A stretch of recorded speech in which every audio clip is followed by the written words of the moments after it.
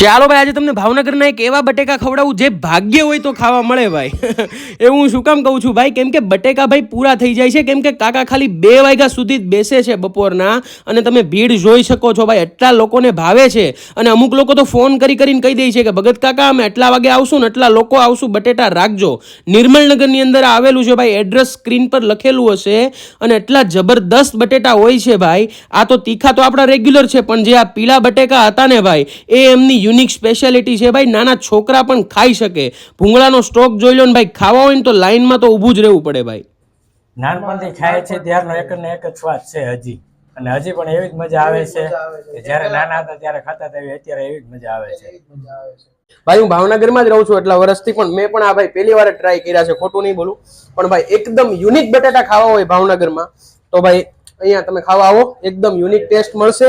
અને અહીંયાના 2 બટેટા ભાઈ તમે ફરાળમાં પણ ખાઈ શકશો.